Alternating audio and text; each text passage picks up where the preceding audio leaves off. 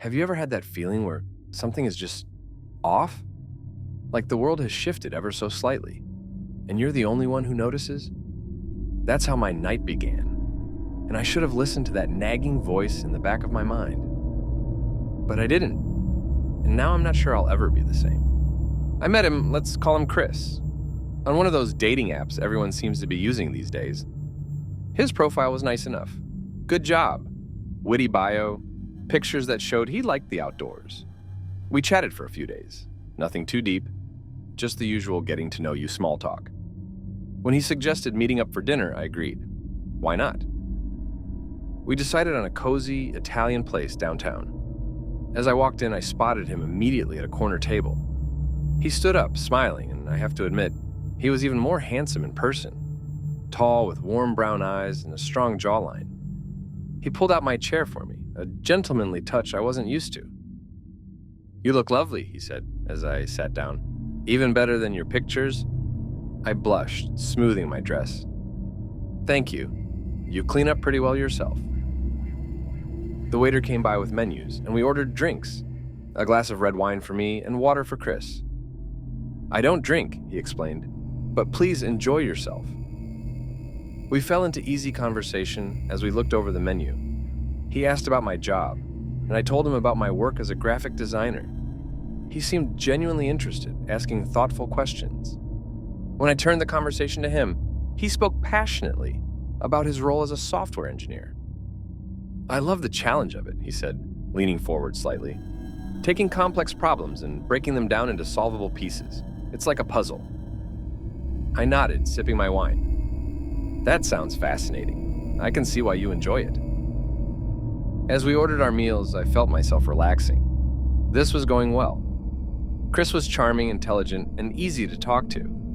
Maybe this wouldn't be just another forgettable first date. Our food arrived and we continued chatting as we ate. But as the meal progressed, I started to notice little things that felt off. Nothing I could put my finger on at first. Just a growing sense of unease. It started with his mannerisms. One moment, he'd be gesturing animatedly, his movements fluid and natural. The next, he'd go unnaturally still, as if he'd forgotten how to move. His speech patterns would shift too, sometimes mid-sentence, from casual to oddly formal and back again. But then I noticed something that sent a chill down my spine. His eyes. I could have sworn they were brown when we first met. Now, as he looked at me across the table, they seemed lighter, almost hazel. I blinked hard, shaking my head slightly. "Are you wearing contacts?" I blurted out.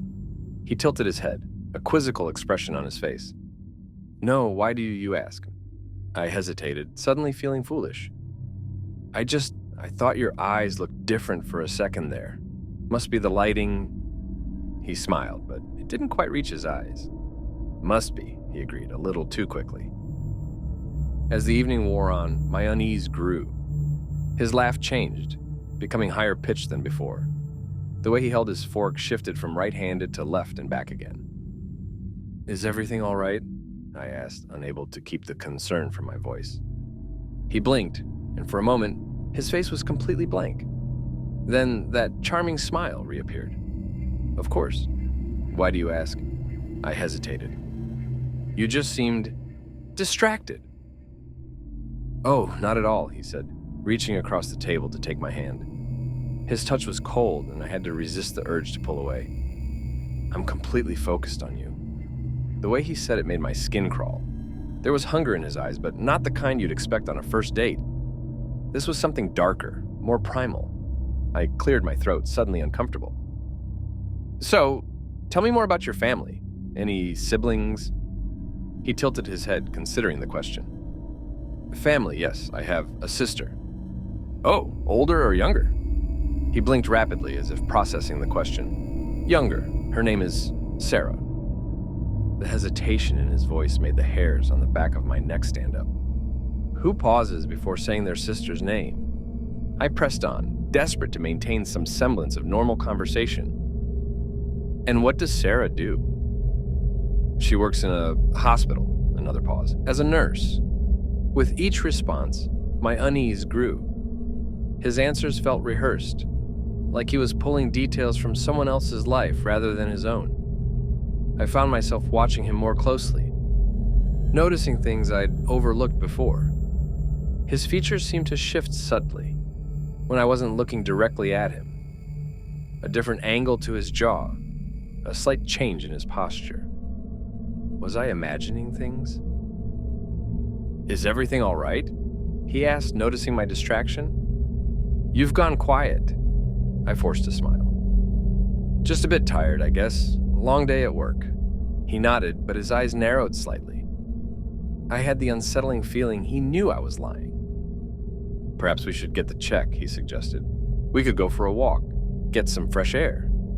Every instinct screamed at me to say no, to make an excuse and leave. But a larger part of me needed to understand what was happening. Was I imagining things? Letting my imagination run wild? I had to know. "Sure," I heard myself say. "A walk sounds nice." He paid the bill, insisted on it, actually, and we left the restaurant. The night air was cool on my skin, but it did little to calm my nerves. We walked in silence for a few blocks, the tension between us palpable. Finally, I couldn't take it anymore. I stopped walking and turned to face him. "Chris," I said, my voice shaking slightly. "What's going on? Who are you, really?" He tilted his head, regarding me with those unnervingly changeable eyes. "What do you mean?" "I mean, something's not right. The way you talk, the things you say or don't say. It's like you're not really you." A smile spread across his face. But it was all wrong, too wide, too many teeth. "Oh, but I am me. Just not the me you think I am." I took a step back. "What does that mean?" He advanced, closing the distance between us. "It means, my dear, that you're very perceptive. Most don't notice, not until it's far too late." My heart was pounding now, every instinct screaming at me to run.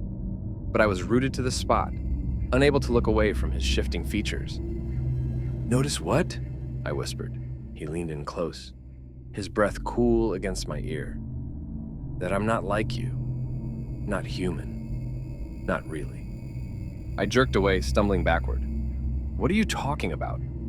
He spread his arms wide, that terrible smile still plastered on his face. "I am a collector of identities, a wearer of faces. I am everyone and no one." A paralyzing fear gripping me, barely able to speak, I uttered, "This isn't possible. You can't be real." He chuckled, the sound sending chills down my spine. "Oh, I assure you I'm quite real. More real than you can imagine." My mind reeled, struggling to process what I was seeing.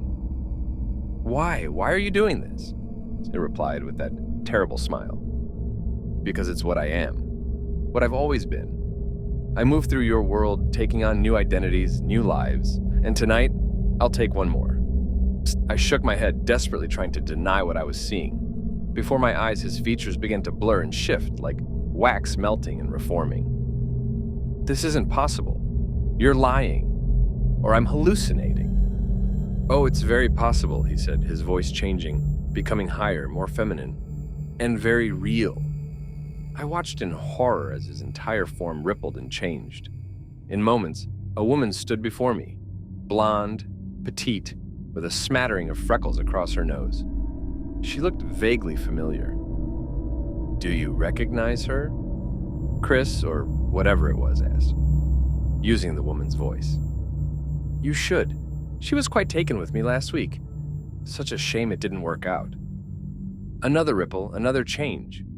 Now a tall, athletic man with a shaved head stood there. This one was from the month before. He was full of regret and missed opportunities. I stumbled back another step, my legs threatening to give out beneath me. "Why?" I managed to choke out. "Why are you doing this?" I watched, paralyzed with terror, as its features shifted once more. But this time, the face forming before me was hauntingly familiar. I was looking at myself. My own eyes stared back at me, filled with an alien hunger. My own lips curved into that too wide smile. "You're special," it said with my voice. So vibrant, so full of life. I knew from the moment I saw your profile that you were the one I'd been waiting for. I shook my head vehemently, finally finding my voice. No, no way. This isn't real. It said in a voice perfect match for mine now. And do you want to know the best part? No one will ever know. I'll step into your life, become you in every way that matters. And you? You'll simply disappear. I stumbled back another step, my legs threatening to give out beneath me. You can't. I won't let you. Its expression softened, almost sad. Oh, but you already have. From the moment we met, this was inevitable. I opened my mouth to scream, but before I could make a sound, everything went black. I woke up in my own bed, drenched in sweat, my heart racing. For a blissful moment, I thought it had all been a nightmare. But then I saw the text message on my phone from Chris's number. Attached was a photo, a selfie of me, smiling at the camera. But I had no memory of taking it. And the eyes that stared back at me from the screen were cold, alien, hungry.